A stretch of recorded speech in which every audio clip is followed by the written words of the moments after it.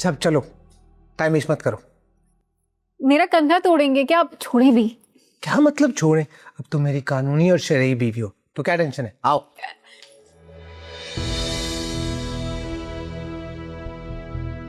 तुम्हें तो ना बाप का डर है ना बीमार माँ की फिक्र। यहां कमरे में हंसी मजाक चल रहा है। बाबा आप क्यों? मेरे यहां आने पे तुम्हारी बीवी ने पाबंदी लगा रखी है? नहीं बाबा, आप यूं अचानक कभी कमरे में आए नहीं। लेकिन इससे पहले तो नाफरमानी भी नहीं की तुमने कभी, लेकिन आप कर दी ना। और तुम यहां क्या मर्दों की बातें सुन रही हो? जाओ, किचन में काम खत्म हो गया क्या? नहीं, मैं बस जा ही रही थी। और सुनो, इस बार अपने बेटे की जिद पर तुम्हें यहां रख लिया है, लेकिन हर बात इसकी जिद मानी नहीं जाएगी।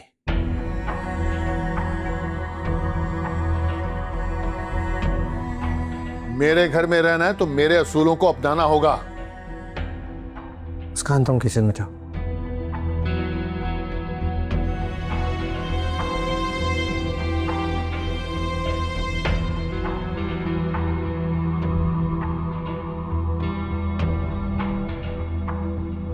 ससुर के सामने बाप को एक बार फिर शर्मिंदा कराने पर मुबारकबाद पेश करता हूं। बाबा मैंने ऐसा कुछ गलत नहीं किया। बेटा, जब तुम्हारी अपनी औलाद होगी ना, जब वो तुमसे नाफरमानी करेगी, तब तुमसे पूछूंगा कि सही क्या है और गलत क्या है। लेकिन बाबा अगर मेरी औलाद कोई सही काम करेगी ना, तो मैं कम से कम उसे गलत नहीं कहूंगा। जबान चलाते हो बाप के सामने, मुझे गलत कहते हो।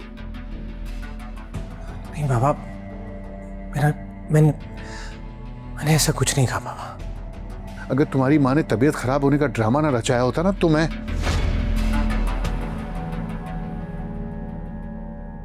खैर, बकरे की मां कब तक खैर मनाएगी।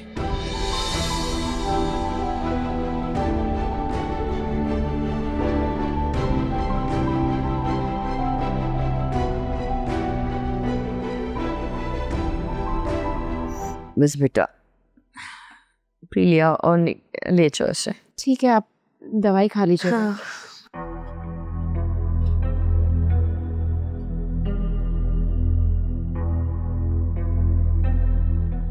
तबीयत तो तुम्हारी बिल्कुल ठीक लग रही।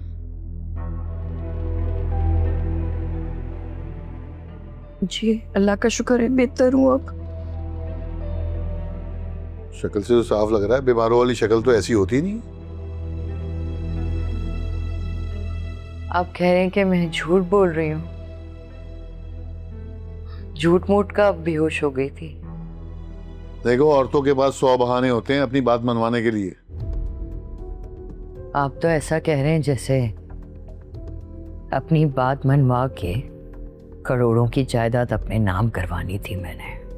अरे जायदाद की बात नहीं कर रहा, अपनी बहू और बेटे को इस घर में लाने के लिए तुमने जिद की थी ना, वो बात मनवा ली।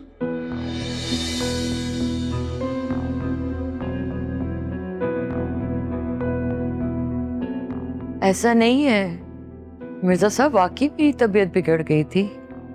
एक बात याद रखना, तुम और तुम्हारा बेटा एक दिन जरूर पछताएंगे।